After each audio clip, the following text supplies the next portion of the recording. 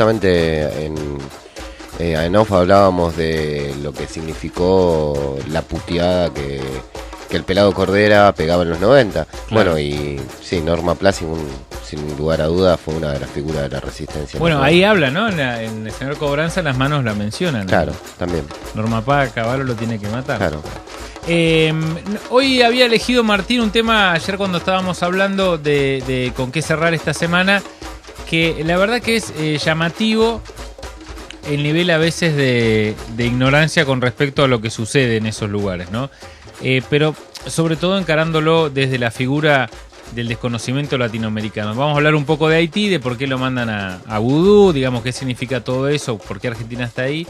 Pero sobre todo, Sipo, está bueno que nos cuentes un poco realmente qué significa Haití, ¿no? Para la historia de América Latina o de los pueblos del tercer mundo, ¿no? Lo poco que había alcanzado a leer era la primera revolución social en serio que hubo en todo el continente, pero casi 100 años antes que cualquiera de los planteos de reforma agraria, ¿no? Liberaron a los esclavos, le dieron palizas a Napoleón, le dieron palizas a los españoles, te daban armas si querías pelear por tu libertad, digamos, el nivel de avanzada que había en ese pueblo. De hecho, tuvieron que partirlo al medio para dominarlo, ¿no? Inventaron República Dominicana. Bueno, vos fíjate que también está muy cruzado, porque Haití tiene, una parte de Haití depende de Francia, digamos, y la Revolución Francesa, o los ideales de la Revolución Francesa, a Haití llegaron, digamos, sin lugar a duda, se trasladaron, y así que, bueno, ahí hay un punto. También, digamos, la Revolución Haitiana lo que tuvo es que, inclusive algunos sociólogos o intelectuales generalmente lo toman como o lo nombran como el pecado haitiano, y el pecado haitiano no es ni más ni menos que haber hecho una revolución con un doble carácter, una revolución independentista por un lado y una revolución antiesclavista, digamos, en una isla donde esa revolución que triunfa pudo haber cambiado todo un contexto sociopolítico importante. El esclavismo y lo que significó la esclavitud en América Latina en términos de desarrollo económico capitalista, principalmente de Europa, es gigante, y sobre todo también de Estados Unidos, que mantuvo el esclavismo hasta tiempos muy tardíos.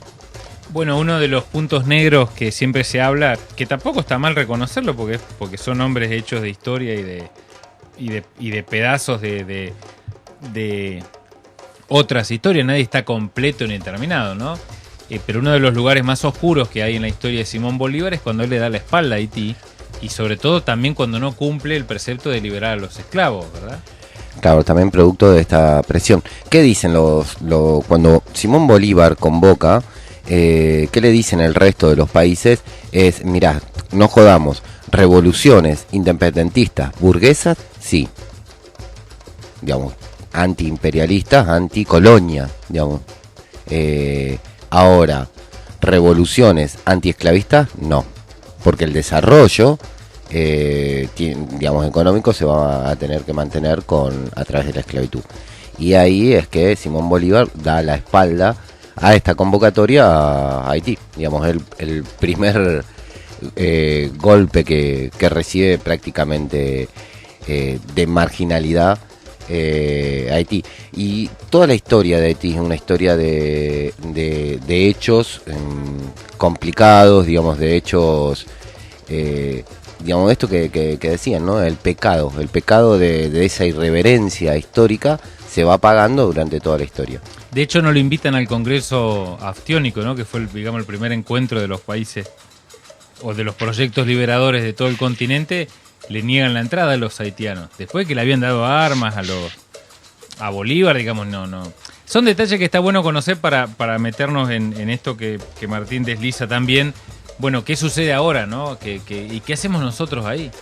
Claro, sí, de hecho vamos a hacer un reconto. Nos llamó mucho la atención esto de la visita de Amado Vudú a Haití, ni más ni menos que a pasar el año nuevo. Es decir, estamos hablando del vicepresidente de Argentina, digamos que no es en el continente un país digamos, un país más, digamos, un país con peso, con importancia, y un presidente que fue teóricamente a pasar Año Nuevo con las tropas haitianas, digamos, con los cascos azules que se mantienen allá, que son parte de lo que es la MINUSTAH, y que ahora vamos a desglosar un poquito y contar qué es la MINUSTAH. Esta señal que hacen dar a Haití, seguramente en otro contexto hubiese pasado en la fragata Libertad, digamos, vudú. En realidad se nos presenta a los argentinos y a la sociedad como una medida progresista, como una medida que piola, como diciendo, bueno, el vicepresidente se va a pasar con quienes están haciendo tareas humanitarias. Que es lo que uno dice, bueno, es necesario contarle a nuestra sociedad que las tareas de allá, que se están realizando en Haití, desde el 2004 que está inserta la MINUSTAH, y desde el 94 que se vino generando todo el proceso previo a la MINUSTAH, pero ya con intervención militar, dista mucho de tarea humanitaria. Dista mucho porque las atrocidades que en Haití se denuncian son muy grandes por parte de nuestras tropas. No solamente de nuestras tropas, digamos, nuestras digo en el sentido de que está el ejército argentino, sino que también están las tropas de todos los países, menos de Venezuela y Cuba. Entonces, bueno, Amado Vudú, por una cuestión de estar bastante acorralado, sobre todo la noticia de la semana había sido la desaparición de estos 3 expedientes. No sé si recordás que mágicamente 3 expedientes de la causa de Chicone desaparecen. Bueno, al desaparecer esto, Amado Vudú está más que forzado a tener que pasar el año nuevo, o más que forzado a hacer un hecho simbólico. Y en esto del simbolismo, el kirchnerismo lo maneja muy muy bien. Son muy hábiles en tomar medidas simbólicas que tengan raigambre en el pueblo o que den esa señal. Entonces la noticia, desde todos los matutinos que vos podrías haber tocado en ese día, justamente era este gesto, ¿no?, patriota, este gesto soberano, este gesto de vudú, de irse a pasar, en vez de estar con su familia en Año Nuevo, irse a pasar a Haití. Bueno, aparte porque el imaginario es que Haití es un lugar Haití es un lugar lleno de pobreza. El imaginario no es real, digamos, pero se construye también eso de que es el infierno en la tierra, digamos, plagados de sida, cólera, digamos. Entonces ir ahí realmente siempre es por labores humanitarias. Nunca te imaginás, o hasta que lo descubrís obviamente, de que ahí se realizan labores de inteligencia y de ocupación militar, ¿no? De preparación hasta de fuerzas mercenarias para... Casi que es un portaaviones Haití hacia el resto del continente. Sí, y lo viene siendo históricamente, digamos. Hay una ubicación geopolítica de Haití que es muy importante para lo que es la mirada del continente. Es como si el faro, digamos, un faro hacia toda Latinoamérica. Pero que es un faro que tiene particularidades. Está a metros, digamos, prácticamente, porque creo que son 60 kilómetros o menos de Cuba, y de cara a esto que vos decís, es un portaaviones de cara a Venezuela. Es decir, tiene una situación geopolítica importante Haití. Bueno, la MINUSTAH, vamos a contarle un poco. Digamos, hay 700 cascos azules actualmente en lo que es la misión de estabilización de Naciones Unidas para Haití. Esta misión de estabilización de Naciones Unidas para Haití nace en el 2004, donde la ONU hace la caracterización que Haití es un país peligroso para todo el mundo. ¿Por qué es un país peligroso para todo el mundo? Porque es el país más pobre. Y además de ser el país más pobre, es un país donde el narcotráfico, el tráfico de personas, donde justamente el terrorismo puede hacer mella. Entonces, como es un país peligroso y es un país en situación de hervidero social, hay que controlarlo, y para controlarlo, qué mejor, digamos, que tener un acuerdo entre todos los países, digamos, que están dentro de miembro de ONU. Este acuerdo se realiza, suscriben muchísimos países y Cuba y Venezuela se niegan. Y son los únicos países que no están dentro de lo que es la MINUSTAH. Digamos, son países que decidieron, en vez de mandar militares a Haití, mandaron médicos, mandan voluntarios. Venezuela es uno de los financistas que envía petróleo, sobre todo, y envía mucha tecnología para purificación de agua, que es el gran problema haitiano. Claro. Y eso lo hace por un lado Venezuela, por otro lado Cuba manda sobre todo médicos y medicamentos. Cuba tuvo en su momento, post terremoto del 2010, más de 20.000 médicos interviniendo. Cuando Estados Unidos reforzó, que era recuerdo patente un discurso de Fidel, donde Fidel decía: no puede ser que nuestros médicos no puedan aterrizar porque los aeropuertos están atorados de militares norteamericanos que van llegando. Mientras nosotros mandamos médicos, Estados Unidos está mandando militares y no nos dejan aterrizar con la ayuda humanitaria. Era una cosa muy loca después del terremoto de 2010 que casi destruyó todo Puerto Príncipe. Bueno, como habíamos dicho, Haití es el primer país en hacer una revolución independentista. Esa revolución tuvo dos caracteres, por un lado antiesclavista y por otro lado de carácter independentista.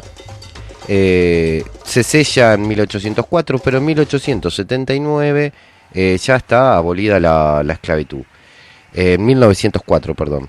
La intervención militar norteamericana dura. La primera intervención para esto, digamos, es importante, que esto de que te decía que es una historia de un país trágica. La primera intervención militar que sufren es por parte de Estados Unidos y dura desde 1915 a 1934. Y esta intervención se da producto de la llegada de un presidente de carácter progresista al país. En 1957 comienza una de las etapas oscuras de Haití, que es algo que lo van a traer a memoria enseguida, porque Papa-Doc Duvalier, digamos, reconocido y muy escuchado, digamos, en todo aquel que haya estado interesado por la historia latinoamericana lo tiene que tener registrado, llega al país. Y posteriormente, después de muchísimos años de una dictadura donde aniquila a toda la oposición, Papa-Doc se retira dejando a Baby Doc, su hijo, Duvalier, como representante. Digamos, Baby Doc que fue derrocado, fue echado y que justamente el año pasado estaba intentando volver. Cuando se estaba dando el proceso electoral. En 1991, digamos, y vamos haciendo un recuento histórico bastante acelerado, cosa de no tardar mucho. En 1991 Aristide gana las elecciones. Aristide es un presidente que tiene en su primer momento un carácter muy progresista. En el 91 la primera presidencia de Aristide. En esas elecciones que este presidente progresista gana, se produce un golpe de Estado. Ese golpe de Estado hace que Aristides tenga que salir del poder, se lo secuestra y se lo llevan a Estados Unidos. Aristide vuelve nuevamente a Haití, pero ya con una formación en Estados Unidos de políticas neoliberales. Y ya lo clonaron. Exactamente. Y aplica en su vuelta todos los mandamientos que el Banco Mundial exigía para la época. Recordemos 90. En 1996 gana Preval, que asume dándole continuidad a todo este proceso neoliberal. En el 2001 gana nuevamente Aristide. En el 2004 se produce nuevamente un golpe de Estado y un secuestro de Aristide, quien esta vez, digamos, por reo, porque vuelve nuevamente Aristide, recordemos, progresista, lo secuestran, golpe de Estado, se lo llevan a Estados Unidos vuelve neoliberal, pierde las elecciones, continúa el proceso neoliberal, se presenta nuevamente, vuelve con carácter progresista, nuevamente golpe de Estado, esta vez lo deportan y lo mandan a Sudáfrica. En la actualidad está en Sudáfrica. Claro. Lo extrapolan, digamos, de Haití, le prohíben volver, le prohíben participar, se le quitan, como ganaba las elecciones otra vez lo arrancan. Claro, y a partir de ahí comienza, que esto es en el 2004, la historia de la MINUSTAH. La MINUSTAH, recordemos que justamente era esto, digamos, ni más ni menos que la misión de estabilización de las Naciones Unidas en Haití. Gobierna la MINUSTAH en Haití. Hay presidentes, es una semirrepública, pero gobierna la MINUSTAH. La MINUSTAH está conformada por ejércitos de todo el mundo que está dentro de miembros de OTAN y del Consejo de Seguridad, pero ahí hay un carácter muy importante, que es que cuando llega la MINUSTAH, cuando la MINUSTAH se va a hacer del poder, hay que elegir quién va a ser los que controlan ese poder. Estados Unidos estaba con un proceso de desgaste, digamos, gobierno de Bush, un proceso de desgaste de Medio Oriente muy importante, y un proceso de guerras muy abiertas, producto de lo que fue toda la política de Irak, Afganistán, digamos, de Bush. Entonces lo que dice, mira, nosotros no nos podemos hacer cargo de la changuita de Haití, busquemos a alguien que quiera. En ese momento... Es una reproducción de lo de la OTAN en Afganistán, ¿no? Que ellos también quieren dar un paso al costado por el nivel de desgaste. A ver, bueno, también métanse ustedes porque para bancar los trapos. Tal cual. Ahí preguntan, bueno, a ver quién se va a hacer cargo de esta changuita de comandar la MINUSTAH en Haití, y negocian con el gobierno progresista brasilero que le dan una silla en el Consejo de Seguridad de ONU con poder de veto, y Brasil se hace cargo de la invasión militar en Haití. Con eso vamos a meternos en la tanda. Mira, nos quedan 20 minutos y el repaso de cómo llega Argentina y por qué va Vudú a pasar Año Nuevo en el medio de Haití. Que aparte sabemos, conociéndolo a Vudú, no va a ir a ningún barrio, ni va a ir a entrevistarse con ningún... Va a estar ahí en el... Cuando pueda se viene. No, debe haber salido de fiesta porque, a pesar de todos los golpes, el pueblo haitiano es un pueblo realmente muy alegre. No me queda duda, ¿no? Porque la única que tienen es esa, sí. El aguante y la... Vamos a meternos ya en la última tanda y ya, mira, en 20 minutos empezamos ya a dejarle el camino para Negrópolis. En algún momento cuando salga el separador. Rock and Pop. Somos ese bajo que golpea el pecho. Bueno, justo estaban hablando de Chávez, así que indudablemente también nos referimos todo el tiempo a eso, ¿no? Y Modesto Guerrero, que está pasando en todos los medios, me decía así, por lo viste en TN anoche. Sí, ha ido de medio en medio. Porque, más que nada, muchos de los medios lo tomaron, producto de que tiene una posición muy similar a la de Dietrich, donde dice que, bueno, Chávez no va a poder volver a gobernar. Claro, Dietrich, la CNN también lo sacó como 15 minutos y el último él los toreó, ¿viste? Claro. Bueno, yo creo, porque le dijo, o sea que... no, hay una parte que no sé si lo pudiste ver, lo de Dietrich. Sí. Que le dice que gana Capriles, entonces no, dice, que va a ganar Capriles. No, claro. Menos ahora, dice. Bueno, creo que nadie coincidirá usted de la oposición. Y es lógico, dice el viejo, y se empieza a reír y le cagó la nota a la mina, ¿viste? No, se la cortaron directamente. Claro, aparte fue muy vergonzoso como lo cortaron. Nos quedan, mira, casi 15 minutos. El repaso venía. 2004 se forma la MINUSTAH. Digamos, ¿no? Más o menos lo que nos dejaste ahí para estudiar. Salvo Cuba y Venezuela, que dicen ni en pedo porque eso es una ocupación militar, el resto de los países se meten. Estados Unidos negocia con quién, con Brasil. Estados Unidos negocia con Brasil el control político de Haití. Y es Brasil quien comanda, digamos, y sobre todo comanda teniendo en cuenta de que el sector político que militarmente ocupa es Puerto Príncipe y las principales ciudades donde está la capital, ¿no? Las capitales políticas. Te hago una pregunta, no te quiero cambiar mucho de eje porque te queda mucha data y veo las anotaciones que trajiste. ¿Había una rivalidad ahí con Chile a ver quién ocupaba primero? Yo me acuerdo que había un debate ahí porque Chile también quería jugar a ver, bueno, ¿puedo ser yo el gendarme en este caso?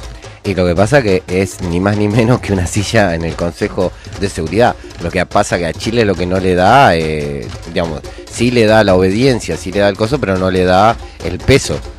Brasil, recordemos que es uno de los pesos pesados del continente. Entonces, lo que tiene el Brasil es espalda.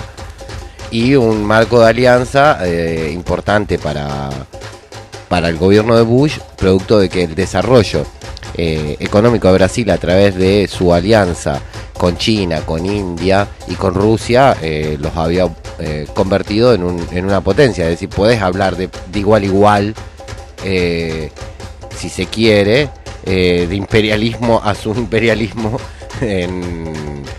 entre Brasil y Estados Unidos. Bueno, ahí Brasil pero arranca con Chile lo, no tiene chance. Lo del biodiesel, ¿te acordás? Claro. Que Brasil justo en esa época. Bueno, entonces ya se queda Brasil. Y se queda Brasil, sí. Bueno, esto es una situación bastante vergonzosa. Recordemos que es una alianza que se genera entre Bush y el gobierno progresista de Brasil. ¿Qué temas podemos tirar? Es importante saber, porque cuando decimos las situaciones en Haití son atroces, ¿a qué nos referimos con estas cuestiones atroces? Bueno, nos estamos refiriendo al robo sistemático denunciado sobre todo por los campesinos, a violaciones, violaciones que han llegado a casos escandalosos como ha sido el ejército uruguayo, digamos, esto que se pudo ver masivamente, digamos, que estuvo ante los ojos del mundo, el ejército uruguayo violando a un hombre haitiano. Pero las violaciones son constantes, y no solamente las violaciones, sino que son muchos de los robos de bebés, robos digamos, trata de personas, y además mucho robo de órganos.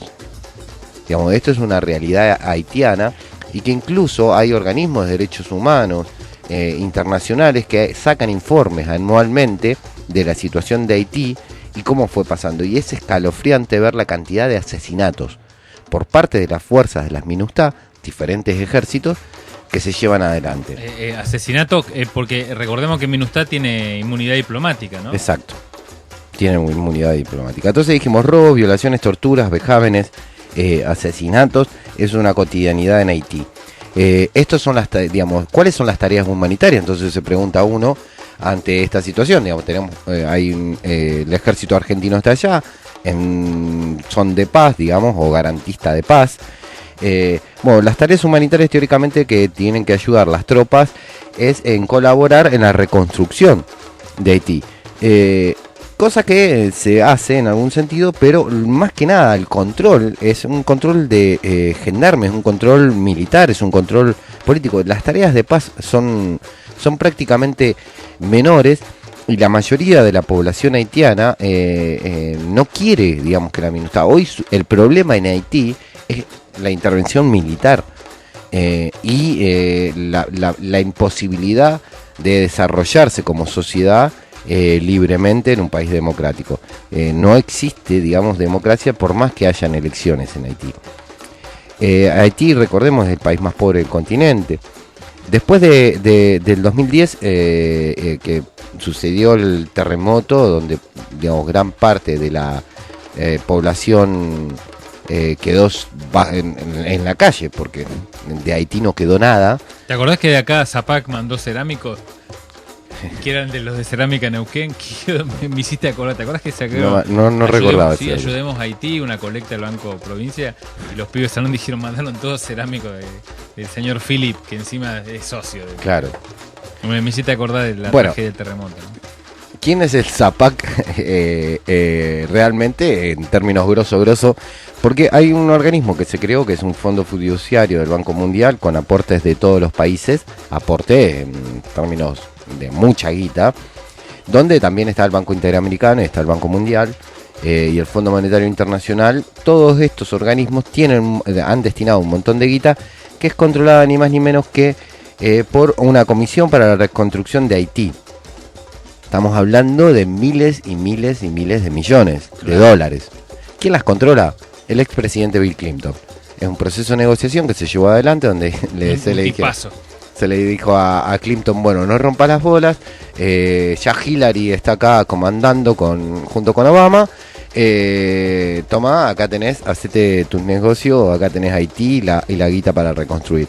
Por eso, al día de hoy, digamos, todavía en Haití siguen habiendo gente viviendo en carpas. Sigue gente en la calle viviendo. Y las situaciones son sobre todo de salud muy graves. Recordemos también que después del 2010, a través del ejército de Nepal, digamos, se introduce lo que va a ser una de las grandes enfermedades, producto de que no se puede tener capacidad de resistencia y se propaga muy rápidamente, que es la enfermedad del cólera. 7.000 haitianos mueren ese mismo año producto de esta enfermedad. Hay más de 400.000 infectados en una población que es de 10 millones de habitantes. Es decir, el número de infectados fue muy grande, producto de que no hay sanidad de las aguas. Las aguas están contaminadas, no hay posibilidades de desarrollo, digamos, en cuanto a... O sea que la MINUSTAH, aparte de ser una fuerza de ocupación, de llevarles violaciones, tragedia, tráfico de personas, guita de corrupción para, en vez de hacer hospitales, se la quedan los empresarios y todo, también les metió el cólera. También les metió el cólera, sí. Entre otras enfermedades, pero el cólera sí. Y esa, digamos, decíamos 7.000 personas fueron muertas directamente en el 2010.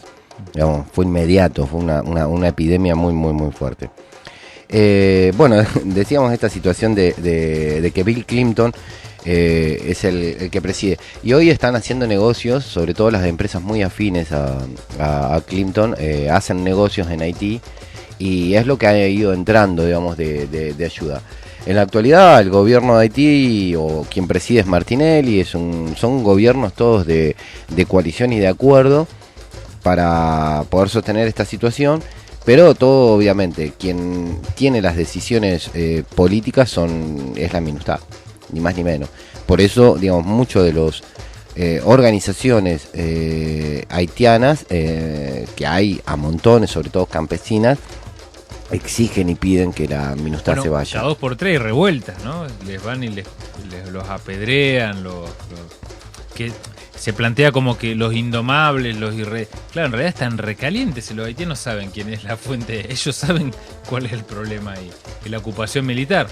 Y vos sabés que hubo una charla cuando asume Evo Morales, se le va una comisión que está entre los campesinos de organizaciones campesinas haitianas, junto con el MST de Brasil, tienen se juntan tanto con Evo Morales como con su vicepresidente y le plantean esta situación de decir que retire las tropas de Haití, porque hay tropas bolivianas también en Haití. García Linera se compromete a retirarlas. Cuando las van a retirar, se les armó un quilombo y el ejército militar militar boliviano le plantea diciendo: mirá, si nosotros sacamos las tropas de Haití, tenemos un desmadre interno. Lo que cobra un soldado en Haití es muchísimo más que lo que cobra cualquier soldado en su país. Entonces lo que se hace es como que se va tomando como que estás un en premio, claro. Se va tomando un premio. Entonces van mandando militares y van rotando. Entonces un mes en Haití equivale a más de el sueldo de todo el año, más vacaciones, más cosas. Entonces como que vos laburás un mes en Haití, volvés y ya está, te salvaste el año. Conclusión, no retiraron las tropas. Conclusión, no pudieron retirar las tropas por esta situación porque el ejército... bueno, eso pasa muchísimo también acá, y cuando se dice, bueno, están nuestros soldados pobres allá en Haití, los soldados están en Haití, están haciendo, digamos, despilfarrándose mucho, en muchos casos, un montón de beneficios, porque lo que cobran, digamos, por estar allá es grosso. Como siempre, los informes brillantes y muy contextualizados de Martín, hoy que nos metimos en el tema de Haití. Sabés que yo pude conocer en el 2000, en un trabajo que hice ahí en Pekín, en la embajada argentina están los gendarmes, que también ganan lugares muy alejados, ganás mucha guita, ¿viste? Cuando vas a laburar en la embajada. Y los gendarmes son como la custodia porque legalmente una embajada es un país en otra parte, se tiene sus fronteras custodiadas por gendarmería. En Uruguay no creo que haya gendarmes, ponerle, porque son países muy cercanos, o en Chile, capaz que sí, pero en lugares muy lejanos existe gendarmería que manda, y son todos de un perfil, por lo menos los que yo conocí ahí, muy amables, tipos, sobre todo de Corrientes, ¿viste? Tipos no eran de capital, pero de un perfil técnico muy alto, eran casi todos peritos, ¿viste? Claro. Porque nos contaban que no, que tenían que hacer un curso, rendir, de acuerdo al puntaje te mandan, y qué sé yo. Y uno había laburado en la AMIA, en el peritaje de lo que había sido la AMIA, otro había laburado en la caída del helicóptero del hijo de Menem, digamos, estaba tipos y uno había estado en Haití, en la primera ocupación, porque Argentina mandó tropas desde el principio en la primera ocupación. Y era espeluznante lo que contaba. O sea, él horrorizado decía, vos no sabés, por ahí te tenías que ir a hacer una inspección porque había un enfrentamiento, y no era ningún enfrentamiento, habían baleado, no sé, a 15, 30, 40 tipos, imagínate, nos contaba con buena onda, ¿viste? Decía, no, es una masacre. Claro. Imagínate, no hay cámara frigorífica, imagínate esos cuerpos 2 días al sol. Dice, entraba en un lugar, como diciéndote, todo llevaba a que sea siempre un pandemonio constante. Y que los gringos tenían el mayor índice de violaciones. Que la parte de la alegría de los militares yanquis, como siempre, era salir a violar minas. Que a uno lo agarraron y se escapa y se mete en la embajada. Y ellos no pueden intervenir. El tipo decía, pero era moneda corriente, ¿no? El tema de las violaciones a mujeres haitianas, digamos, el hecho de que como aparte tienen inmunidad diplomática, no los podés tocar. No, lo deben juzgar la justicia de sus países. Por eso, y encima Estados Unidos no adhiere al Tribunal Penal Internacional, o sea que las violaciones de los uruguayos, del ejército uruguayo, los tuvieron que repatriar, traerlos a Uruguay y en Uruguay juzgarlos, digamos, porque tienen inmunidad diplomática. O sea, él me contaba que la inmunidad era un beneficio por el hecho que vos vas en una misión de paz en zona de riesgo, entonces no podés estar atado en una zona de riesgo a un quilombo local. Suponete, decía, vos vas, por ejemplo, no sé, en Serbia, que se estaban cagando a cohetazo, se supone que vos llevas la paz, por eso sos intocable, no te pueden hinchar las bolas y vos tenés que tener, nos decía el tipo, poder policía sobre arrestar a un chabón y meterlo si está... Claro, acá lejos de la paz está. Claro, acá esto en realidad es una perversión, ¿viste? Pero imagínate, esto fue en el 2000 y ya el Estado horrorizado, yo me imagino lo que será ahora. Claro, y justamente, digamos, y lo que preocupa mucho es cómo uno dice, bueno, cómo se juega, digamos, con esta situación. Porque ante los ojos de la sociedad argentina quedó que copado, vudú, se fue a pasar, digamos, con nuestras tropas que están haciendo tareas humanitarias en Haití. Digamos, como si fuesen Boy Scout, digamos, que están allá laburando con la gente, reconstruyéndolo y todo de una manera muy parsimoniosa. No, lo que se está haciendo allá es una intervención militar donde está pasando toda esta situación. Hay una página que es rebelión.org donde se cuelgan los informes anuales de toda esta situación de violaciones de derechos humanos en Haití. Y realmente son escalofriantes. Son situaciones muy jodidas. Y también hay otra cuestión a destacar. Vía Campesina, que es una organización mundial de los campesinos, financió una brigada permanente que está distribuida en varios puntos de Haití, que está constituida por organizaciones sociales de todo el continente. Ajá. De Argentina, digamos, participan varias organizaciones y todos los años se manda a militantes, digamos, que van a hacer tareas con los campesinos y sobre todo se trabaja en una doble cuestión. Por un lado, la potabilización del agua, que es uno de los temas urgentes, y por el otro lado el tema de el cultivo y recuperar las posibilidades de producir alimentos en el propio Haití. Me había olvidado, de hecho creo que es uno de los detalles más impactantes de tu informe, el tema de la guita. Los argentinos que van ahí zafan la cosecha un año, laburás ahí un par de meses, la comisión que ganás es altísima. Entonces, Sí. eso también influye muchísimo. Esto lo digo porque hay muchos neuquinos que de acá de Gendarmería que han ido a Haití y después les hacen nota y claro, los tipos van con la mejor leche, está todo Claro, bien, ¿no? sí, Uno no sí, está, sí. pero van por la guita y Argentina no está ahí Sí. combatiendo el cólera, digamos. Sí. ¿No? Inclusive tenés ejércitos y ejércitos, seguramente uno puede llegar a decir, bueno, mirá, el ejército argentino es el que menos denuncias tiene en sí, o el ejército de tal país. Digamos, lo que estamos diciendo es que estas situaciones están pasando, estos son los números que hay de las cantidades de asesinatos, de violaciones, de robos, digamos, toda esta situación está pasando, y está pasando por quienes teóricamente han intervenido militarmente el país para garantizar un proceso democrático que nunca llega y que esta intervención no es ni más ni menos que una Claro. dictadura. Exactamente. O sea, uno lo que cuestiona es eso, digamos, lo que se denuncia, ¿verdad? Y siempre tener en cuenta que el mayor nivel de trata en esta zona se da no por el hecho de la mentalidad perversa de los haitianos, sino porque son las tropas las que fomentan eso, ¿verdad? Siempre hay que acordarse cuando aparece la trata con un nivel tan salvaje en Serbia o en los Balcanes, la estructura, me acuerdo que Kusturica lo dijo, si el 60% de los hombres habían muerto en la guerra, Claro. ¿quién hace la trata de personas? Que las tropas de la paz supuestamente para divertirse, porque lo necesitan, porque la locura de la guerra y empezaba, y que en Haití ahora se vislumbra con la cuestión de hasta el tráfico de órganos. Sipo, bueno, esto lo vamos a colocar en la web, así que vamos a dar pendiente. Mañana, Peras del Olmo. Mañana a la Feria del Olmo, volvemos. Sí. ¿Algún adelanto tenés? Sí, vamos a estar charlando un poquito, vamos a aprovechar lo que es enero para hablar con periodistas que trabajan en redacciones de medios nacionales para que nos hagan un poquito esto de las destacadas, un resumen de lo que han considerado las destacadas del año. Mañana le toca a Tomás Eliachep, que es un periodista de la revista 23, está hace varios años en esa redacción.